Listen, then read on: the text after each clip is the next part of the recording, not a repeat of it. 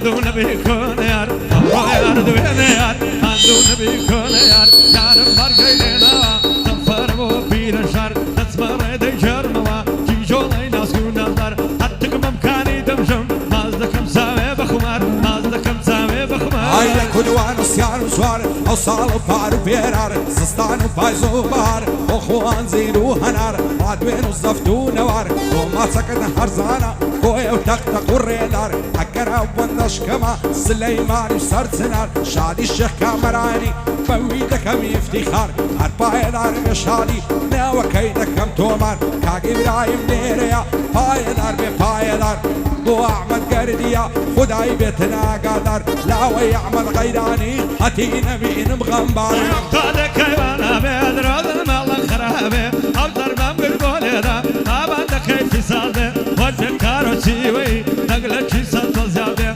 بندي عما بابوي ما ارو بردم مشاده من بندي يا شيخي مسلامي من لويمي خد بالخزماني كوري دار بردم مشاده دار بردم مشاده هاي عندنا شيل عنك هي وبر حيواني دينم داوي وارز يبركا اخر بوي لشوي بينم نبوي من بتصة ودص لجي خلشي دربينم شربين الله يناكم او بيماني دشينم بيستودو لك هي بيبي سرباشي رانا زيادة الشريكة بزيادة الشوينم برخي فير نصبينم كردم كولي نصينم ديم للعيشي نصينم شعبي الشيخ كامراني سون الله يبيشي دينم بو عم الشريك هي زور زوري بخير دينم شعبي عم الشريكة بدوستي دعو بينم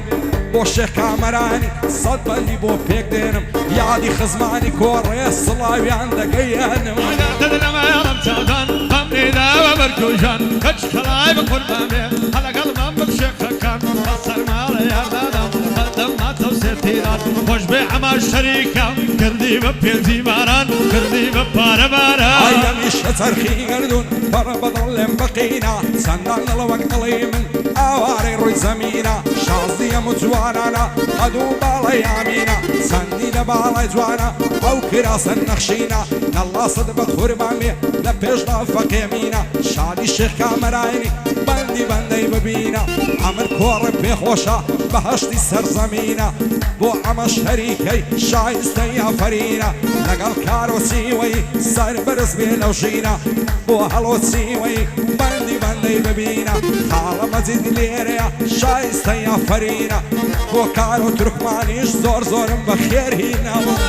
بمشليرة حتى توريرة لبرا وقرني دمر معينا الله يدارتينا من بندي شيخيما بندك بسرة وخيرة وش بعمى الشريكة لا تسكي بين الشيرة صتي لبوها ناردم بس بيستي هاتيرة بس بيستي هاتيرة هاي زور تساوي خشتي بكل السبعاني رشتي بونجي مال ميران نابي دابني شملة تنشتي دلين بارقي بوشيات بماشير وبكشتي هرسني خوين مابو هموي اكسولا مشتي نقل كاك صافي ديوم ريق بوام بسر دشتي شادي الشيخ كامراني بو بني فالو بشتي او تساواني مازدكم بصلامتي روشتي بيبلا بمصطفى او زديلن بقشتي قربان دب معمد جاد بمرادي خود قيشتي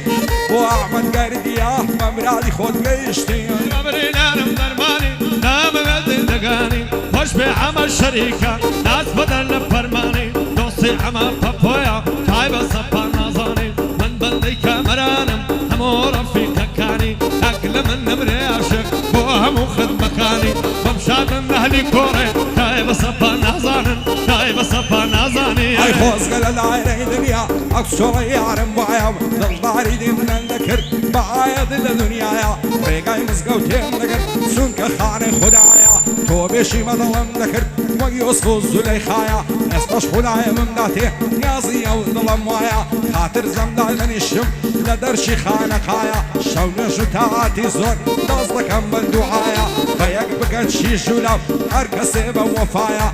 بو عم الشريكي زور بخير خدايا شادي عم بابويا دلي هبا صاغايا سكي الشيخ كامراني او لو مزلي سيدايا عمل كورم بخوشا دلي بهشتي خوايا لو كورم بخوشا بهشتي سر دنيايا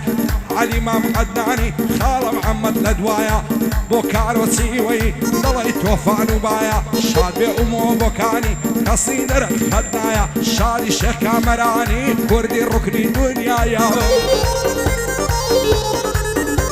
عليك يا قربايا خليت لك كلايا زين من كل خدايا أبكي وقاور بابي تاصبنا قيدنايا أنا والتبال وطايا فريد قربو دايما تباب لما خدايا هاي لك هاي مردي هارد الله فردكايا فند شكا مرانم بيمزرد الخدايا همو السرب الدكانم ومحمد مصطفايا وش بنا وبابو كرة تنالا لدنيايا أول الشاد من بوبايا باينا من الندايا شادي كاك إبراهيمي نويد الأمن وهوايا همو السرب الدكانم شادي ملازانايا تجل مكاك عجيمي باك ليلك أدوايا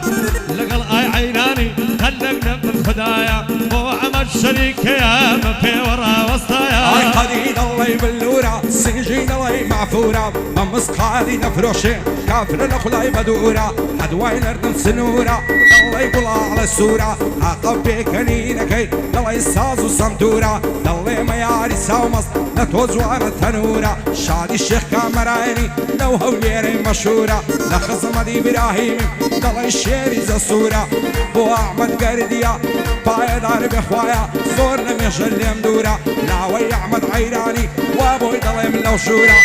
جروبي اف بي اي لنا وبوبجي مشهورة جروبي اف بي اي لنا وبوبجي مشهورة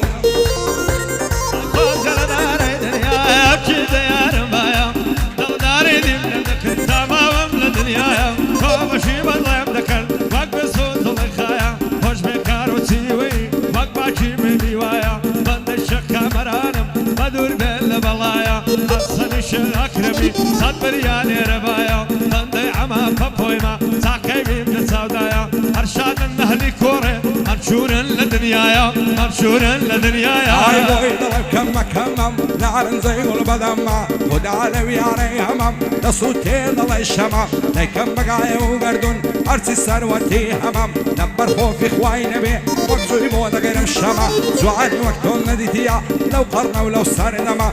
كاك سفر ليريا ليناس محترمة شادي عما الشريكة حتى وصفي كما أو خوايا بدوركا أرسي فجارة وخما أو بابويا مشادي حرفايا داربي عما زكريا الرواندزي فويل الله مع مخما لقى صافي الشريفين لو شعري دايا كما خدلانا بالبينم يا رجال سجينم أرشاد أركان علي وردوري بخدنم شادي شك منايني شادي شك كامراني يا أخوة مرقد نبينم ومشاد النهر